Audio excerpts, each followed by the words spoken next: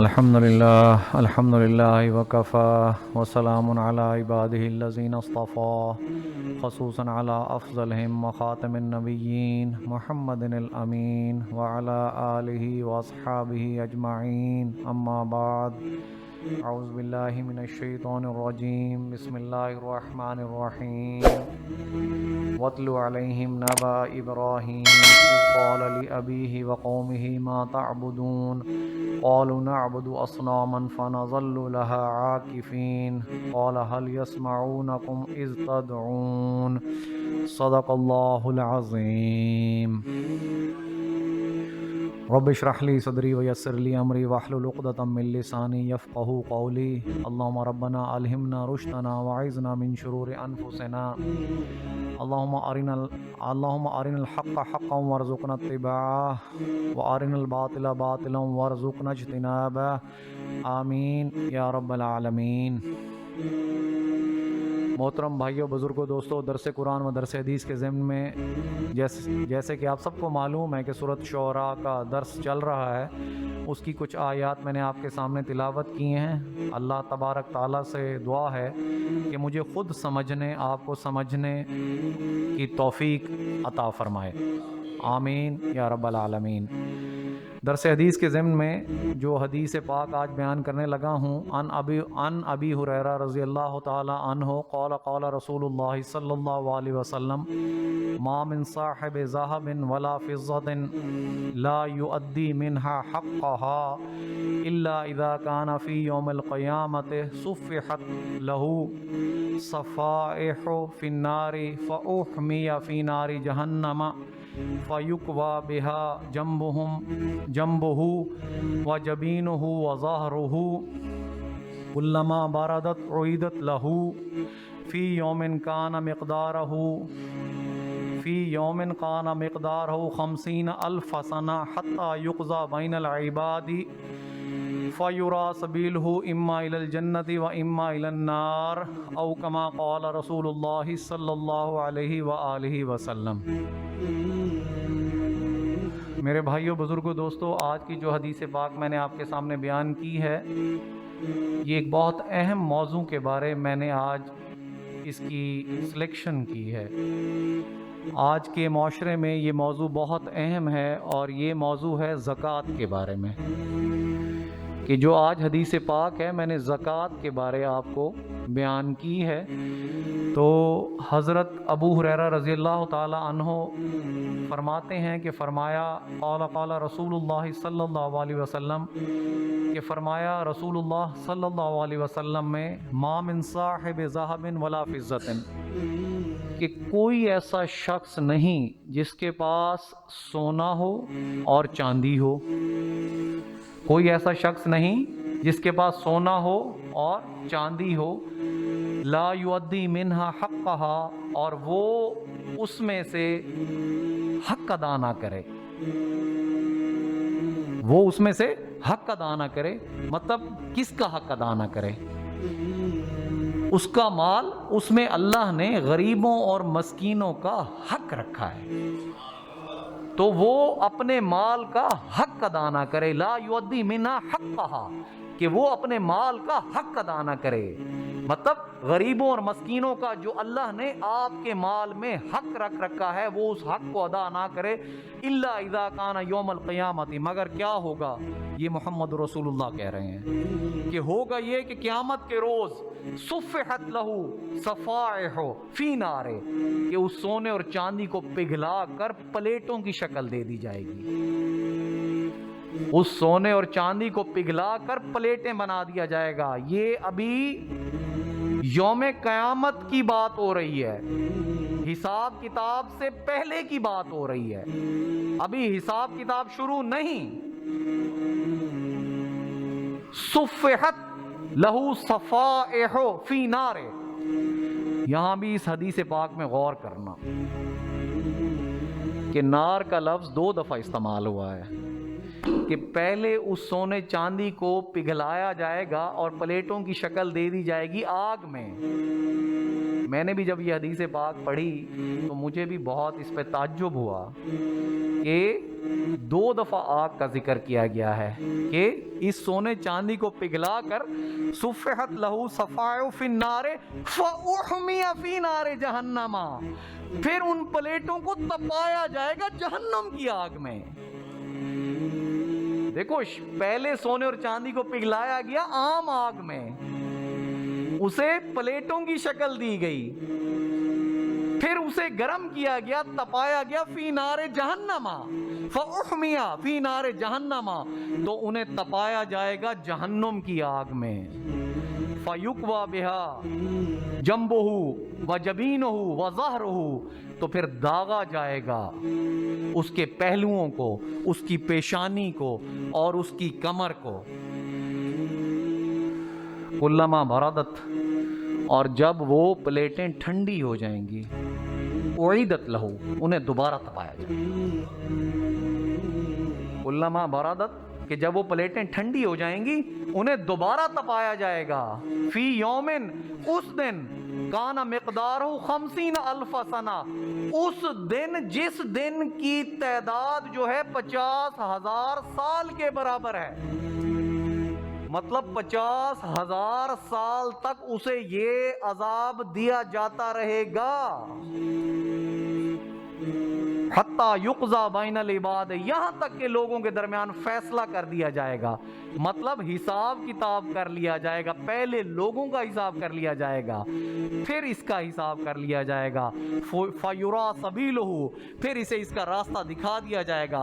اما الی الجنت، یا یہ اپنے اعمال کی بنیاد پر جنت کی طرف جائے گا، اما الی النار، یا اپنے اعمال کی بنیاد پر جہنم کی طرف جائے گا۔ مطلب زکوٰۃ کی سزا یوم حساب میں حساب کتاب سے پہلے دے دی جائے گی۔ اب آپ ذہن میں رکھ لیں کہ کتنی بڑی وعید ہے یہ، محمد رسول اللہ کی کتنی بڑی وعید ہے کہ زکوٰۃ نہ دینے والے کی جو سزا ہے وہ حساب کتاب سے پہلے چکتا کر دی جائے گی، پھر اس کی نیکیوں اور برائیوں کو بعد میں تولا جائے گا۔ اگر بنتا ہوگا جنت میں جانا تو 50,000 سال کی سزا کاٹ کر جائے گا، 50,000 سال کی سزا کاٹ کر جائے گا، اور اگر اس کا بنتا ہوگا جہنم میں جانا تو پہلے 50,000 یہ سزا کاٹے گا، پھر جہنم میں جائے گا۔ والذین یکنزون الذھب والفضة ولا ينفقونها فی سبیل اللہ فبشرهم بعذاب علیم۔ یہ قرآن پاک قاری صاحب سورۃ توبہ، یہ قرآن پاک بیان کر رہا ہے۔ ابھی تو میں نے حدیث بیان کی تھی، یہ قرآن پاک بیان کر رہا ہے۔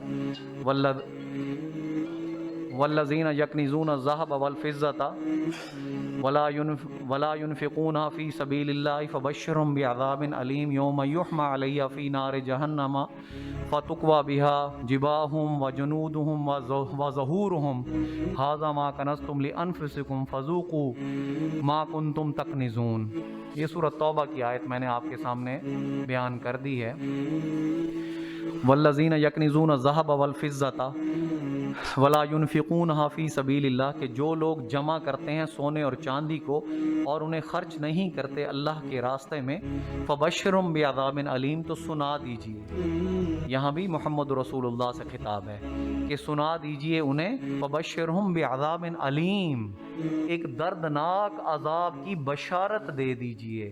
یوم یحمى علیہا فی نار جہنم، اس دن اس سونے اور چاندی کو تپایا جائے گا جہنم کی آگ میں۔ فتکوی بہا جباہہم وجنودہم وظہورہم، تو پھر داغا جائے گا ان کی پیشانیوں کو، ان کے پہلوؤں کو، ان کی کمروں کو، اور کہا کیا جائے گا، ھذا ما کنزتم لانفسکم، یہ چیزیں وہ تھی جسے تم اپنے لیے جمع کرتے تھے۔ میرے بھائیوں، قرآن پاک سیکھنے کا مقصد یہی ہے کہ دل کھلتا ہے، دل میں روشنی آتی ہے۔ جب تک قرآن سیکھو گے نہیں، آخرت کے معاملات سمجھ نہیں آئیں گے، دنیا کی رنگینیوں میں الجھے رہو گے۔ پھر کیا ہوگا؟ قرآن کریم ایک جگہ پہ یہ بھی فرما رہا ہے، الہاکم التکاثر، غفلت میں ڈالے رکھا تمہیں زیادہ جمع کرنے کی خواہش نے۔ آپ اللہ کے راستے کی طرف کیوں نہیں متوجہ ہوتے؟ آپ اللہ کے راستے کے لیے وقت کیوں نہیں نکال پاتے؟ قرآن کو سیکھنے کا وقت آپ کو کیوں نہیں ملتا؟ عربی زبان سیکھنے کا وقت آپ کو کیوں نہیں ملتا؟ حدیث پاک کیوں نہیں پڑھتے؟ سنت رسول پہ عمل کیوں نہیں کرتے؟ اس لیے نہیں کرتے کہ ہم دنیا داری میں لگے ہوئے ہیں، دنیا کو جمع کرنے میں لگے ہوئے ہیں۔ ایک چیز پوری ہوتی ہے تو اگلی چیز سامنے نظر آ رہی ہوتی ہے۔ بچوں کو بہتر سے بہتر آسائشات دینے کے چکر میں لگے رہتے ہیں، اور بچوں کے لیے ایک لمبی چوڑی جائیداد چھوڑ کر چلے جاتے ہیں، جس پہ بعد میں بچے آپس میں دستوں گریبان ہوتے ہیں۔ آپ کا نام لیوا کوئی نہیں ہوتا، آپ کے لیے نیک اعمال نہیں کیے جاتے، آپ کے بچے مسجدوں میں چل کر نہیں آتے، درس قرآن نہیں دیتے، درس حدیث نہیں دیتے۔ آپ کے لیے صدقہ جاریہ کیا ہے؟ آپ کی نیک اولاد ہے۔ نیک اولاد جو عمل کرے گی اللہ تعالیٰ اس کا ثواب اس کے والدین کو پہنچا دے گا، بغیر اس کے کہ اس نے اس بات کا قصد کیا ہو کہ یہ ثواب میرے والدین کو پہنچے۔ اللہ تعالیٰ اس کے درجات اس کے والدین کے بڑھاتا چلا جائے گا۔ نیک اولاد نے قصد نہیں کیا، اس نے کہا نہیں کہ یا اللہ میرے اس نیک عمل کو میرے والدین کو پہنچا، نہیں کہا، لیکن رب تعالیٰ اس کے اس نیک عمل کو اس کے والدین کے درجات میں اضافے کی صورت بنا دے گا۔ یہ صدقہ جاریہ ہے، یہ صدقہ جاریہ ہے میرے بھائیوں۔ تو آج الہاکم التکاثر، آپ غفلت میں ڈالے رکھا کس چیز نے؟ تکاثر نے، جمع کرنے میں، زیادہ سے زیادہ کی بڑھوتری نے۔ آج ہم کس لیے نہیں آتے؟ تو پھر اللہ تعالیٰ کیا کہے گا؟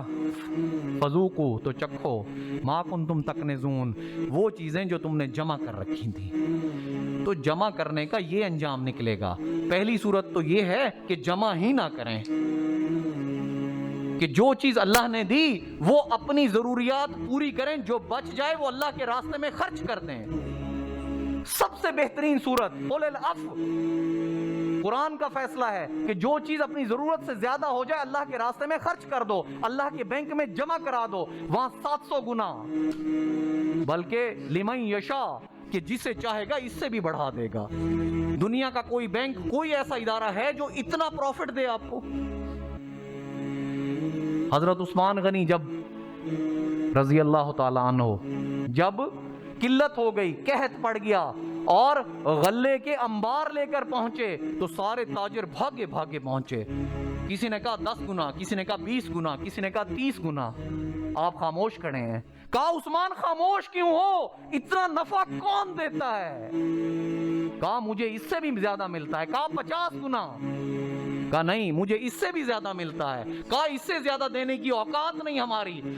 تو حضرت عثمان غنی نے کیا فرمایا کہ تمہاری اوقات کچھ بھی دینے کی نہیں، میں نے تو اس کا سودا اللہ سے کر لیا، جو مجھے 700 گنا دے گا بلکہ اس سے بھی زیادہ دے گا، تو سارا غلہ اللہ کی راستے میں تقسیم کر دیا۔ تو پہلی صورت کیا بتائی میں نے آپ کو کہ جو مال آپ کمائیں، پہلی بات یہ کہ کمائیں بھی حلال طریقے سے، حلال طریقے سے مال کمانا ہے، کیونکہ حرام مال کے ساتھ تو آپ کا حساب ہی نہیں ہونا۔ نیکیوں کے انبار لائیں گے لوگ، نیکیوں کے انبار، لیکن تولے نہیں جائیں گے، حیران پریشان کھڑے ہوں گے کہ آج عمرے ہیں، حج ہیں، نمازیں ہیں، روزے ہیں، زکاتیں ہیں، خیراتیں ہیں، صدقات ہیں، وہ فخر سے کھڑے ہوں گے کہ آج تو انبار لگے ہوئے ہیں نیکیوں کے، ہم قیامت کے روز پہاڑوں کے برابر انبار لگے ہوئے ہیں، لیکن تل نہیں رہے، اعمال تل نہیں رہے، ویٹیج نہیں ہو رہی۔ کوئی چیز آپ کی جنس اگر تلے نا تو پھر آپ کو نفع کیا ملے گا، آپ کو اس کے پیسے کیا ملیں گے؟ سوچو ذرا، آپ کی جنس پڑی ہو اور کوئی تاجر خریدنے والا ہی نہ ہو تو پھر اس دن اللہ اسے خریدنے والا نہیں ہوگا۔ کیوں؟ کیونکہ اس کے پیچھے آپ کا رزق حرام ہوگا۔ رزق حرام سے کیے ہوئے تمام اعمال انہیں تولا ہی نہیں جائے گا۔ تو پہلے تو یہ کوشش کرو، 100% کوشش کرو کہ رزق حلال ہو، پھر رزق حلال میں وہ تمام اپنے نفس پر خرچ کرو، اپنی اولاد پر خرچ کرو، اپنے اقربا پر خرچ کرو۔ وَآتَ الْمَالَ عَلَى حُبِّهِ ذَوِي الْقُرْبَى وَالْيَتَامَى وَالْمَسَاكِينِ وَابْنِ السَّبِيلِ وَالسَّائِلِينَ وَفِي الرِّقَابِ یہ سورت بقرہ کی آیت ہے، اس پہ کبھی تفصیل سے بات کروں گا میں۔ پہلے اپنی ضروریات پوری کرو، اپنے بچوں کی ضروریات پوری کرو، اور جو بچ جائے اسے اللہ کے راستے میں دے دو۔ اور اگر اس حد تک تقوی نہیں اختیار کر سکتے، مجھ سمیت اگر اس حد تک تقوی اختیار نہیں کر سکتے تو بچا لو، کوئی حرج نہیں۔ مال جمع کر کے رکھ لو، لیکن جب جمع کر لو تو سال گزر جانے کے اوپر جو اللہ نے فرمایا اتنی کی اتنی اس پر زکوٰۃ نکال دو، تو وہ مال حلال ہو جائے گا، وہ مال تمہارے لیے باعث برکت ہو جائے گا، اس میں خیر آ جائے گی، اس سونے اور چاندی کو تپایا نہیں جائے گا، اس سے آپ کی پیشانیاں اور پہلو اور کمریں داغی نہیں جائیں گی، جس پہ آپ نے پوری کی پوری زکوٰۃ نکال دی، اس کا حق ادا کر دیا۔ لا یؤدی حقہا، حضور نے یہی تو فرمایا کہ جو اس کا حق ادا نہیں کرتا، جو اللہ نے مساکین غربا کا حق رکھا ہے آپ کے مال میں، اگر جو ادا نہیں کرتا اس کی سزا یہ ہے، اگر آپ نے اس کا حق ادا کر دیا تو بس پھر وہ آپ کا مال پاک ہو گیا، وہ آپ کے لیے خیر و برکت ہے۔ دوسری صورت یہ ہے، پھر درس قرآن کا آغاز کرتے ہیں۔ حدیث پاک آج میں نے بہت چن کے آپ کے لیے لایا تھا، کیونکہ یہ ہمارے روزمرہ کے مسائل ہیں جن سے ہمیں گزرنا پڑتا ہے، اور جب سال گزر جاتا ہے مال رکھے ہوئے تو دل پہ گھٹن ہوتی ہے کہ اتنی ساری زکوٰۃ نکال دیں۔